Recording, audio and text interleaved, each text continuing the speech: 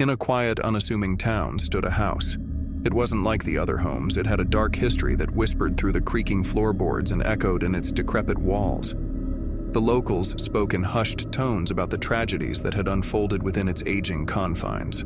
The tale began with the Smith family, who moved in decades ago. They were a happy family, or so it seemed, but the whispers said otherwise. Mr. and Mrs. Smith often argued behind closed doors, their voices carrying through the thin walls.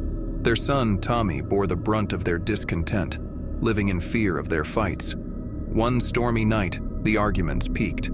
Thunder crashed outside as the Smiths' voices grew louder, until suddenly, they stopped. The neighbors peered out, but the house stood in an eerie silence. Weeks passed before anyone entered the house again.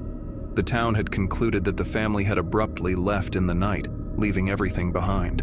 But some said they had seen shadows flickering past the windows, heard strange sounds that made their blood run cold. As years went by, the house remained empty, untouched by time, like a frozen moment in history. But it wasn't truly vacant. Something lurked within its walls. Decades later, a group of curious teenagers dared each other to spend a night in the abandoned house, drawn by its sinister reputation. Among them was Sarah, a brave soul with a hint of skepticism about the haunted rumors. They entered cautiously, their flashlight beams cutting through the thick darkness that engulfed the interior. The air was heavy, as if filled with the weight of the unresolved past. Shadows danced on the walls and strange whispers echoed in the halls. The teens explored the house, their nerves on edge with every creak and groan. But it was when they reached the attic that things took a terrifying turn. There, hidden beneath a floorboard, was an ancient, peculiar-looking tome. It seemed to call to them, its leather cover weathered and aged. Driven by curiosity, one of the teens, John, opened the book. Unfamiliar symbols adorned the pages, and as he read aloud, an otherworldly chill filled the air. The room darkened, and a deafening silence fell. Suddenly, a portal emerged, a swirling vortex of red and black. The air became thick with the stench of sulfur, and a bone-chilling howl reverberated through the house. The teens panicked, scrambling to escape, but the house seemed to warp around them, the exit nowhere to be found. With each passing second, the portal grew stronger, its pull drawing them in. Sarah, thinking quickly, remembered an old story about the house, a tale of a portal that led to hell itself. Frantic, she searched for a way to close the portal, using the book they had found to undo what had been set in motion. As the vortex threatened to swallow them whole, she found a ritual that might reverse the opening. With shaking hands, she followed the instructions, chanting the ancient words. The house trembled, the winds howled, and the portal fought against closure. But in a blinding flash of light, it collapsed, leaving the house silent once more. The teens, shaken and terrified, fled the house, vowing never to return.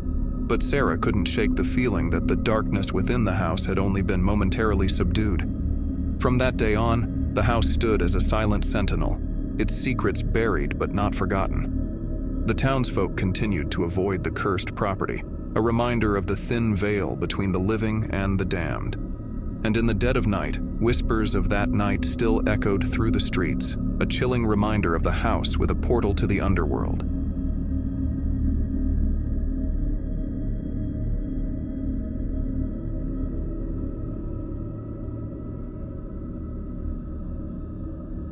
In a small town stood a house, weathered and worn, with an unsettling air that hung about its peeling paint and creaking boards. It had been vacant for decades, a looming presence that cast a shadow over the neighborhood. The locals whispered of its haunting, passing stories from generation to generation, each tale more chilling than the last. The Petersons, a family new to the area, were drawn to the house, ignorant of its dark history. They saw it as an opportunity, a fixer-upper, a place to call home. Excited by the prospect of a fresh start, they moved in, their young daughter, Lily, bubbling with enthusiasm. From the first night, odd occurrences plagued the house. Strange noises echoed through the halls, whispers that slithered through the walls, unexplained footsteps that reverberated in the dead of night. Lily's toys moved on their own, sliding across the floor, a chilling spectacle that sent shivers down the family's spines. The once welcoming warmth of the house turned icy. Shadows danced in the corners, twisting into eerie shapes that vanished upon a second glance. The family's dog, usually cheerful and carefree, cowered in fear, its growls directed at unseen entities. Lily, the youngest, seemed most affected. She claimed to have made a friend, a spectral presence she called the Lady in White. Her innocent giggles echoed through the house as she played, seemingly unaware of the unsettling nature of her newfound companion. The Petersons, however, felt an oppressive weight settling upon them. Their sleep was disturbed by nightmares that felt too real, visions of twisted faces peering from the darkness. They heard phantom whispers that taunted and tormented, leaving them on edge. As days turned to weeks, the house's haunting intensified.